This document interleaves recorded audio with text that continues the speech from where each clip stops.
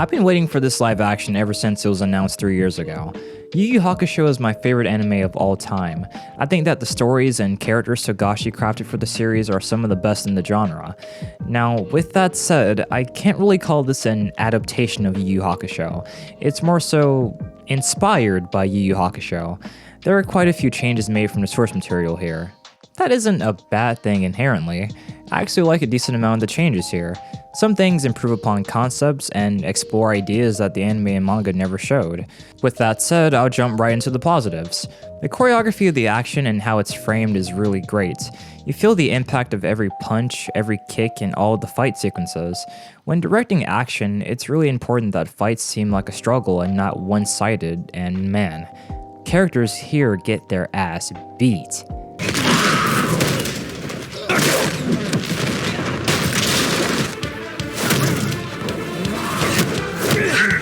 And the dynamic camera movement really gives extra energy to what could just be simple, boring scenes. The production team went the fuck off. You can tell they really cared about accurately capturing the feel of the action as it's shown in the original series, and they do a stellar job. Speaking of stellar, the cast is amazing. Yusuke's actor Takumi Kitsumura is as close to a real-life Yusuke we'll ever see. He plays Yusuke's I don't give a damn attitude as if it's natural to him. During the more emotional scenes, he captures the soft and vulnerable parts of the character just as well. He understands that there is nuance to Yusuke Urameshi. He's not just a wisecracking street punk, he's a kid that had a horrible upbringing which led to a lot of pent-up anger and much more emotional turmoil. He's a mess. Just like me for real. Everyone else in the main cast is also spot on, especially Kuwabara. At first, I wasn't really a fan of the look of the character. However, after seeing Shuhei's performance in episode 1, I was sold. The spirit of the character is there. He's a lovable goofball with an honor code, and we got exactly that, even if I still think his haircut looks stupid. Episodes 1 and 2 are where these two shine the most. It just so happens that these episodes are the ones that have the best mix of adapting events from the original while also adding their own elements, like Yusuke having to save Kuwabara and his group from a student that was turned into a demon. The portrayals for Hiei and Kurama are fine overall. I don't think they had as much to do in comparison to Yusuke and Kuwabara, so nothing about them really stood out that much to me personally. I wish we could have spent more time with them to really flesh them out a bit more. That maybe could have happened if this wasn't 5 fucking episodes. For whatever reason, they decided to make this only 5 episodes, and by doing so, the pacing was egregious. That's not enough episodes at all to cover the amount of story content they went through. They try to make up for it by omitting and streamlining certain things together, but the end result is a rushed, half-baked story with a lot of intrigue, but almost no fulfilling payoff. For example, let's take a look at episode 3, the worst offender of the bunch. Spoilers ahead for anyone that cares. Koenma assigns Yusuke to train with Genkai, and Kuwabara tags along as well. Not only do we meet Genkai in this episode, but she begins training both Yusuke and Kuwabara, which is fine, but they basically fast forward through their training to where 20 days have passed. Then she's like, you know what? Hey kid that I've known for about a month, some evil shit's coming. Here, have my spirit orb, which is all the energy I've collected in my body for like half of my life. It's not given because of the strong bond we built over time, but just because the episode is almost over and the plot needs to progress.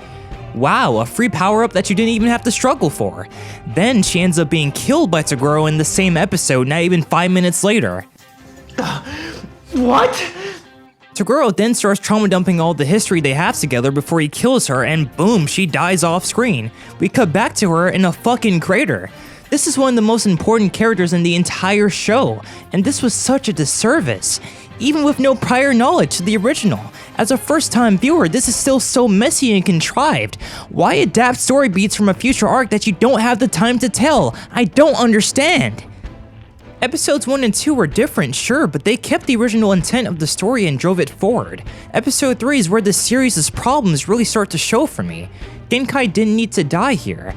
This season could have very well been only an adaptation of the Yukina arc and been better off. Sakio is good, Tarukane looks like a nutsack, and the Toguro gang is rightfully intimidating. Like damn, the potential is here, but the execution is so poor.